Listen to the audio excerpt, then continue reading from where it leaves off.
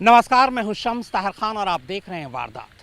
2020 में जब पूरी दुनिया कोरोना से कराह रही थी, करोड़ों लोग बीमार हो चुके थे, लाखों की जान जा चुकी थी, जब दुनिया वैक्सीन बनाने में जुटी थी, तब ऐसी सूरत में भी उत्तर कोरिया जिंदगी की बजाय मौत का सामान बनाने में जुटा था।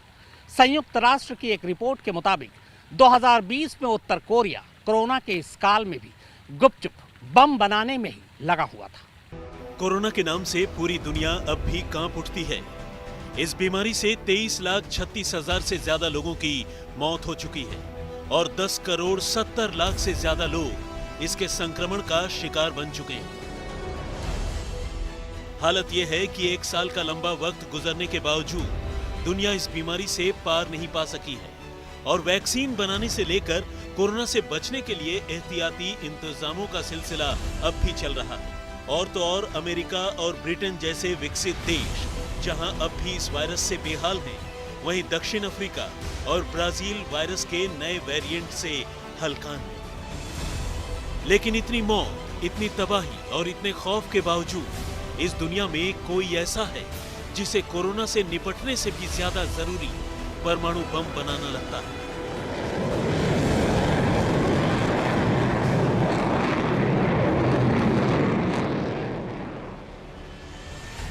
जी हां, आपने ठीक समझा, ये कोई और नहीं बल्कि उत्तर कोरिया के मार्शल किम जोंग उन हैं, जिनके इस रवैये को लेकर अब संयुक्त राष्ट्र संघ यानी यूएन ने एक चौंकाने वाला खुलासा किया है। यूएन के इस पूरे खुलासे की करेंगे बात, लेकिन फिलहाल आप इतना समझ लीजिए कि पिछले साल जब पूरी दुनिया कोरोना वायरस से मुक्ति के लिए वैक्सीन बनाने में जुटी थी, किम जोंग उन परमाणु बम बनाने में जुटे थे।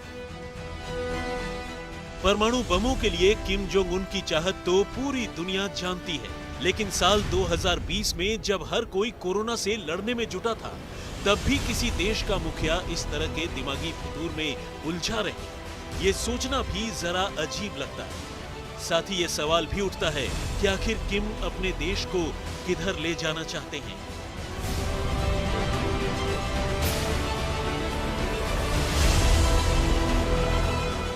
वैसे आपको बता दें कि जिस किम जोंग उन के परमाणु कार्यक्रम को लेकर इस वक्त पूरी दुनिया में चर्चा है, साल 2020 में उनकी गुमशुदगी को लेकर चर्चाओं का बाजार गर्म है। लेकिन अब संयुक्त राष्ट्र संघ की एक खुफिया रिपोर्ट ने यह खुलासा किया है कि उत्तर कोरिया पूरे 2020 के दौरान अपने परमाणु और बैलिस्टिक मिसाइल प्रोग्राम को आगे बढ़ाने में लगा रहा।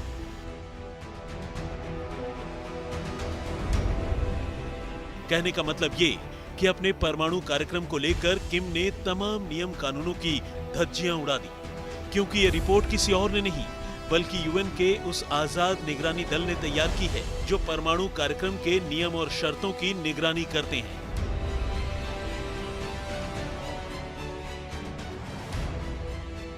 सुरक्षा परिषद की नॉर्थ कोरिया सैंक्शंस कमेटी को सौंपी गई इस सालाना रिपोर्ट में कहा गया है कि उत्तर कोरिया 2020 के दौरान मिसाइलों का उत्पादन करता रहा, परमाणु केंद्रों और बैलिस्टिक मिसाइल इंफ्रास्ट्रक्चर को मजबूत बनाता रहा। इसकी फंडिंग में उसने साइबर हैकिंग के जरिए चुराई गई 30 करोड़ डॉलर की राशि का भी इस्तेमाल किया। यह रिपोर्ट ऐसे वक्त में आई है जब अमेरिका का राष्ट्रपति बदल चुका है। ट्रंप के बाद अब कमान जो बाइडेन के हाथों में है। ऐसे में इस रिपोर्ट के बाद उत्तर कोरिया को लेकर अमेरिका का रुख क्या होगा, ये देखने वाली बात है। हालांकि जानकारों का मानना है कि अमेरिका इसके बाद किम और उनके देश को लेकर अब और कड़ा रुख अख्तियार कर सकता है। आपको याद होगा कि 2018 और 2019 में अमेरिका के तत्कालीन राष्ट्रपति डोनाल्ड ट्रंप और उत्तर कोरिया के नेता किम जोंग उन की 3 बार बैठकें हुई, लेकिन कोई नतीजा नहीं निकला। लेकिन बाइडेन के सत्ता में आने के बाद अब दोनों देशों के रिश्तों को लेकर हर किसी के मन में कई सवाल हैं। संयुक्त राष्ट्र की रिपोर्ट में यह आशंका जताई गई है कि उत्तर कोरिया के पास परमाणु हथियार से लैस मिसाइल हैं और बहुत मुमकिन है कि उत्तर कोरिया ने अपनी शॉर्ट, मीडियम और लॉन्ग रेंज बैलिस्टिक मिसाइलों को परमाणु हथियारों से लैस कर दिया हो। हालांकि 2020 में उत्तर कोरिया ने कोई परमाणु या बैलिस्टिक मिसाइल का परीक्षण नहीं किया, लेकिन उसकी बाकी तैयारियां बदस्तूर चलती रही। और इस साल वो नए सिरे से परमाणु परीक्षण कर सकता है। वैसे खुद किम पहले ही इस बात का ऐलान कर चुके हैं। आज तक ब्यूरो।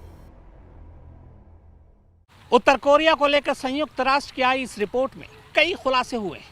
इसमें एक और सनसनीखेज खुलासा भी है। खुलासा ये कि उत्तर कोरिया को परमाणु बम बनाने में ईरान मदद कर रहा था। अब ईरान की अमेरिका से भी दुश्मनी है, इसीलिए अब अमेरिका उत्तर कोरिया को लेकर और भी ज्यादा सख्त हो गया है और साथ ही इस बात की भी जांच कर रहा है कि क्या वाकई ईरान ने उत्तर कोरिया की मदद की। हालांकि ईरान ने इस इल्जाम से साफ इनकार किया है।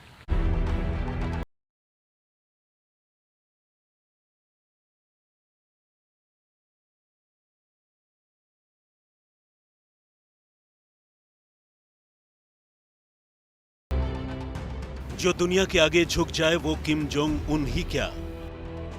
उत्तर कोरिया के supreme leader Kim Jong Un पर पूरी दुनिया ने परमाणु कार्यक्रम रोकने के लिए दबाव बनाया। अलग अलग मुल्कों ने अपने तौर पर प्रतिबंध लगाए और लगवाए, लेकिन उन पर कोई दबाव काम नहीं आया। तमाम पाबंदियों को झेलने के बावजूद किम ने अपना परमाणु कार्यक्रम नहीं छोड़ा और ताबड़तोड़ परमाणु परीक्षण करते रहे, अपना परमाणु कार्यक्रम चलाते रहे।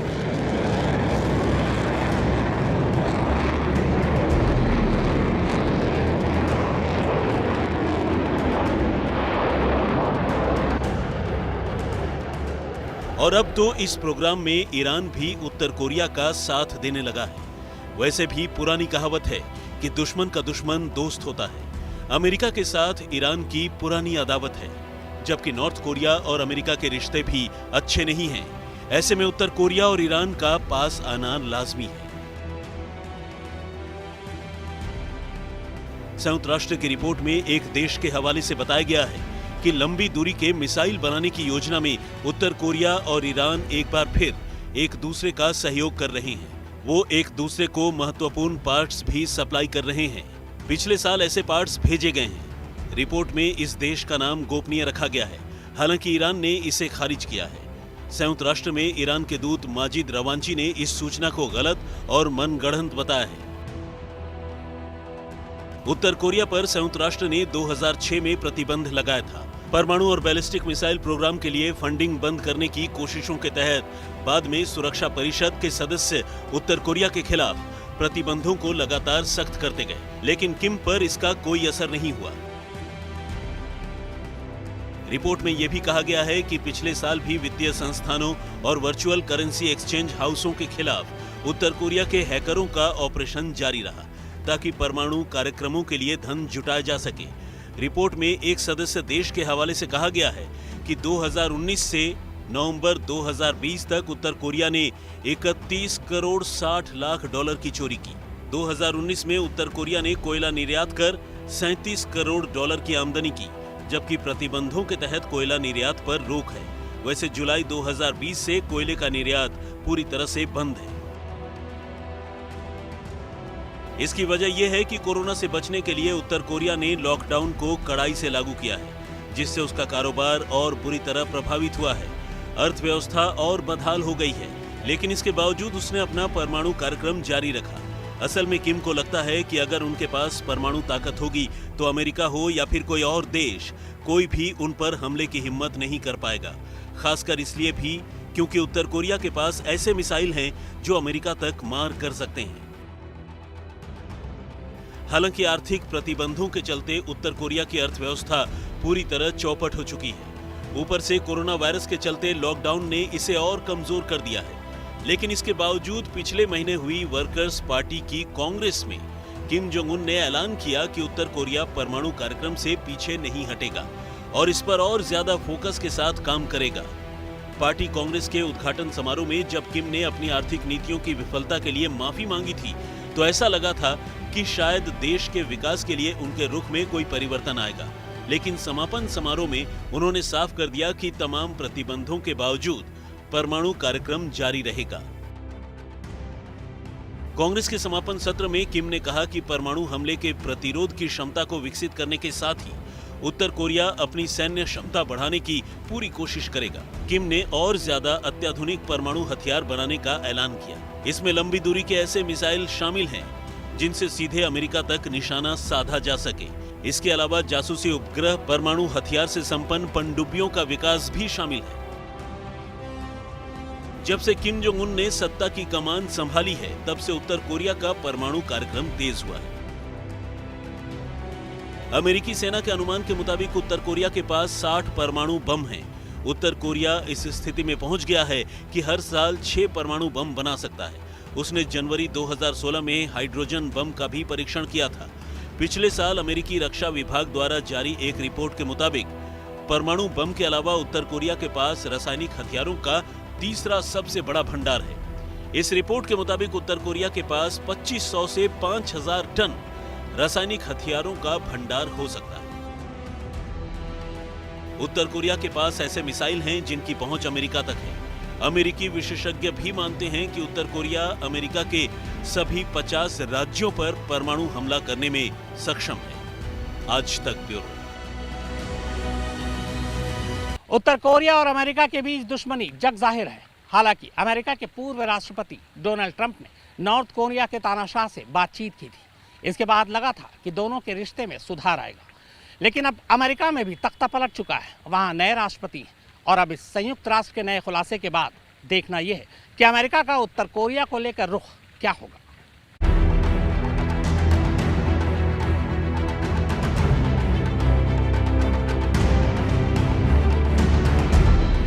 संयुक्त राष्ट्र की रिपोर्ट में उत्तर कोरिया के परमाणु कार्यक्रम के बारे में जो खुलासा हुआ है, उससे न केवल तनाव और बढ़ेगा, बल्कि उत्तर कोरिया के खिलाफ प्रतिबंधों को और सख्त करने पर भी विचार हो सकता है। इस रिपोर्ट के सार्वजनिक होने के बाद अमेरिकी विदेश मंत्रालय ने सख्त बयान जारी किया है। विदेश मंत्रालय के प्रवक्ता ने कहा कि जो बाइडेन प्रशासन अब उत्तर कोरिया के प्रति नया रुख अपनाएगा। सहयोगी दलों के साथ उत्तर कोरिया के मामले की पूरी समीक्षा होगी। अमेरिका के नए राष्ट्रपति जो बाइडेन के लिए उत्तर कोरिया किसी बड़ी चुनौती से कम नहीं है।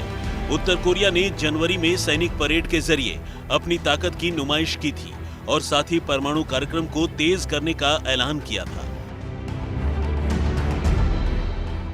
जाहिर है, पूर्व राष्ट्रपति डोनाल्ड ट्रंप के समय उत्तर कोरिया को लेकर जो रुख था, उसमें अब पूरा बदलाव होगा। ट्रंप सुलह चाहते थे और इस दिशा में पहल भी की थी। ये उम्मीद की तस्वीरें थी। 2018 और 2019 में जब अमेरिका के राष्ट्रपति डोनाल्ड ट्रंप और उत्तर कोरिया के शासक किम जोंग उन मिले थे, तो लगा था कि उत्तर कोरिया की समस्याओं का अंत होने वाला है और परमाणु हथियारों की रेस भी खत्म होने वाली है। किम जोंग उन ने जब परमाणु कार्यक्रम स्थगित करने की घोषणा की, तो लगा भी कि उम्मीद पूरी होगी। 2018 में सिंगापुर में ट्रंप और किम के बीच पहली शिखर बैठक हुई थी। इस बैठक में किम जोंग उन ने उत्तर कोरिया को विकास की राह पर आगे ले जाने के लिए परमाणु कार्यक्रम छोड़ने का वादा किया था, लेकिन यह वादा आखिरकार पूरा नहीं हुआ। 2019 में हनोई में दोनों नेता एक बार फिर मिले, लेकिन नतीजा सिफर रहा। 3 बैठकों के बावजूद उत्तर कोरिया अपने परमाणु कार्यक्रमों से पीछे नहीं हटा। दिखावे के लिए उसने अपने कुछ परमाणु केंद्रों को तोड़ दिया। हालांकि बाद में ये पता चला कि ये केंद्र पुराने थे और किसी काम के नहीं थे। किम जोंग उन चाहते थे कि अमेरिका पहले प्रतिबंध हटाए, तब वो परमाणु निरस्त्रीकरण की ओर कदम बढ़ाएंगे। लेकिन अमेरिका चाहता था कि पहले वो परमाणु निरस्त्रीकरण करें, तभी प्रतिबंध हटेगा। न गतिरोध टूटा और न बात आगे बढ़ी। आज तक ब्यूरो। तो वारदात में फिलहाल इतना ही, मगर आज तक पर खबरों का सिलसिला लगातार जारी। नमस्कार, मैं हूं अंजना ओम कश्यप। हमें उम्मीद है ये वीडियो आपको पसंद आया होगा। लेटेस्ट खबरों के लिए यूं ही देखते रहिए आज तक, और इस वीडियो के पसंद आने पर लाइक, शेयर एंड सब्सक्राइब करना ना भूलें।